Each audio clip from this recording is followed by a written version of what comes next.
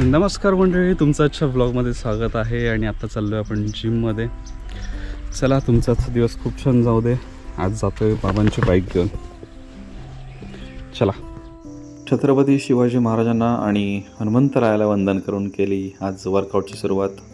आज आहे चेस्टचा workout. So आज सगळीकडे बारवर चेस्ट वर्कआउट करायचं आहे. आज जास्त रिपिटेशन नाही मारणार, फक्त बारवरचे जेवढे आहेत तेवढंच मला डंबेल्स नाही मारणार आहे. सो बारवर सगळे चेस्ट मारून घेतले आणि ट्रायसेप मारायला घेतले आणि आलो घरी. सगळी कामं आवरली आहेत. पाणी पण येऊन गेलं, तर पाण्याच्या गडबडीत उशीर झाला जायला मंदिरामध्ये. चला आता मंदिरात जाऊन पूजा करून येतो. अंबाबाई मातेची पूजा झालेली आहे, दर्शन करून घ्या.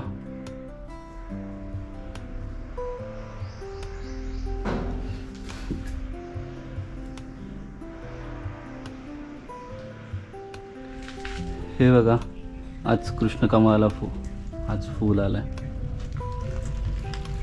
हे वेल फुलायला लागले आता.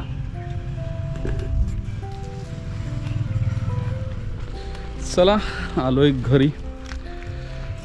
आज नेमकं पाणी तिकडचं उशीर आलं, त्याच्यामुळे मंदिरात पुसता नाही आला. दुपारनंतर जाऊन पुसून वगैरे घेईन. चला, आवरतो. जेवणाचं सगळंच बाकी आहे, आवरून घेतो जेवण. चला मंडळी, संध्याकाळ झाले बघा समोर. आणि मी आता चाललो आहे मंदिरात, कारण सकाळी पाणी नव्हतं, त्यामुळे सगळं झाडाला मिळालं नाही, म्हणजे पुसायला वगैरे मिळालं नाही मंदिर. आता पाणी मेन परत येताना आलेलं पाणी तर भरली असेल टाकी. तर बाहेरचा कचरा पण काढायचा आहे आणि मंदिर पुसून पण घ्यायचं आहे. सो चला, करून घेऊया.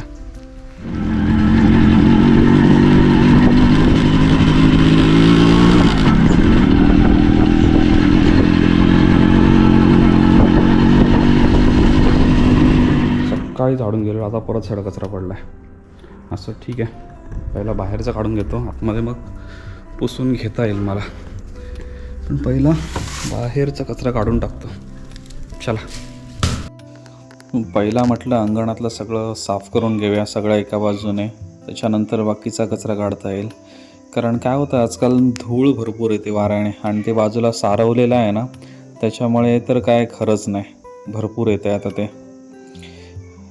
आणि तो शेणाचा वरचा जो हे येतो ना, गवताचा लेअर असतो तो येतो ना, त्याने अजून सगळीकडे ते फरशीवर तर लगेच दिसतं. चला, अंगणचं साफ झालं आहे, आता इकडचा पण कचरा काढून घेऊया. हे इथून सनसेट छान दिसतं बघा. हे मंदिर आहे आमचं, आणि हे बघा इथे सनसेट, आणि आमचं इथं घर आहे.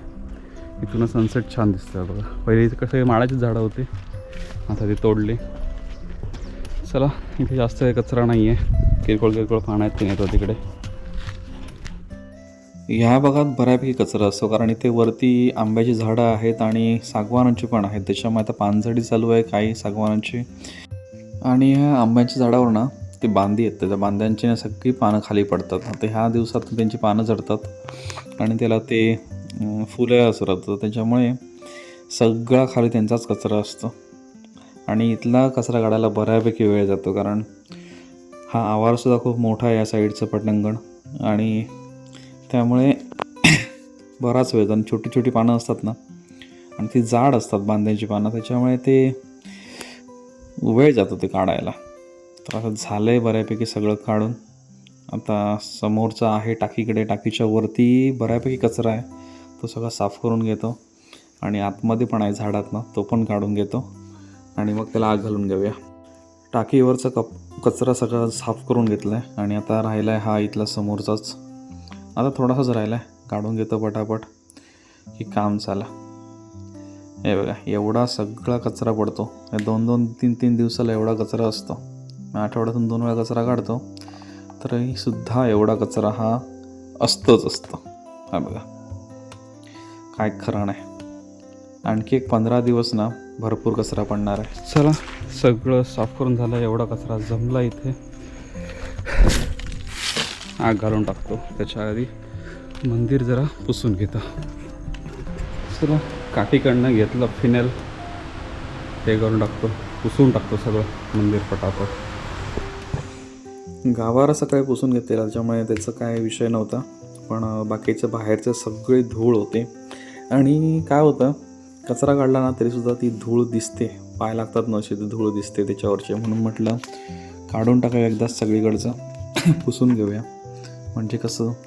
आणि दर शुक्रवारी आरती असते त्याच्यामुळे त्या दिवशी जरा स्वच्छ असलेलं चांगलं, त्याच्यामुळे अगोदरच म्हटलं पुसून वगैरे घेऊया सगळा भाग.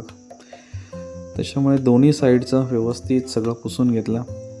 आणि काय होतं आहे, आमच्या मंदिराला खिडक्या आहेत पण त्याला ते झडपं नाही आहेत. त्याच्यामुळे ना सगळा बाहेरचा जो कचरा आहे ना वाऱ्याने सगळं आतमध्ये येतो. आणि दुसरी गोष्ट काय झालेली, ते जाजम होते मंदिरातले ते बाहेर वापरलेले, म्हणजे जे मगाशी कचरा काढला ना स्टेजसमोर ते कार्यक्रमाच्या वेळी वापरले होते. त्याच्यामुळे त्यांना ते शेणाचा सगळा तो तवंग लागून सगळं आलेलं सगळं आतमध्ये. त्याच्यामुळे म्हटलं ते सगळं व्यवस्थित ठेवलं त्या दिवशी, तर सगळा कचरा खाली पडलेला. तर म्हटलं सगळं पुसून घेऊया, कचरा काढून घेतला आणि मग म्हटलं पुसून घेऊया. हे बघा सगळे गडे करून इकडे ठेवले व्यवस्थित. आणि आता घेतो पुसायला इकडची बाजूसुद्धा. हा मॉप आहे त्याच्यामुळे काही वाटलं नाही, पटापट पुसून झालं. आठवड्यातनं एक दिवस पुसायला काही हरकत नाही, छान व्यवस्थित पटकन सगळं होऊन जातं, जास्त वेळ पण लागत नाही.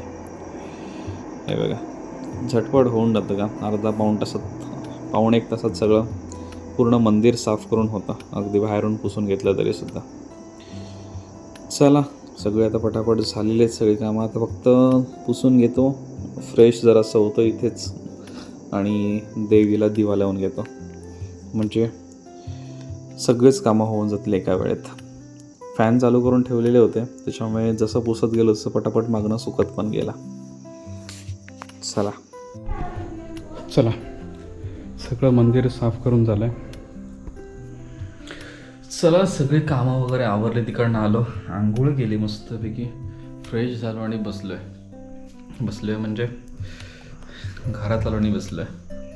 चला आता बाकीची कामं आवरून घेतो, जेवण वगैरे आहे सो ते आवरतो आणि मग भेटतो, कारण जेवायचं पण लवकर आहे आज जरा, कारण सगळाच टायमिंग आता टाईम टेबलनुसार करायचा विचार चाललेला आहे. त्याच्यामुळे थोडं आता सगळं गोष्टी लवकर करायच्या आहेत. चला आवरून घेतो आणि मग भेटू नंतर. व्हिडिओ पण एडिट करायचा आहे. चला मंडळी सगळी कामं आवरलेली आहेत आणि आता माझं पण सगळं आवरून झालं आहे, शतपावली पण करून झालेली आहे. चला सगळं आवरलं, व्हिडिओ जस्ट एक 10 मिनटात अपलोड होऊन जाईल, त्याच्यानंतर माझं काम झालं आहे सगळं. चला भेटूया उद्याच्या ब्लॉगमध्ये, तोपर्यंत बाय, गुड नाईट. आणि रोजचं सांगणं लाईक शेअर आणि सबस्क्राईब नक्की करा आणि कमेंट करायला विसरू नका. चला भेटूया उद्याच्या ब्लॉगमध्ये, तोपर्यंत बाय, गुड नाईट.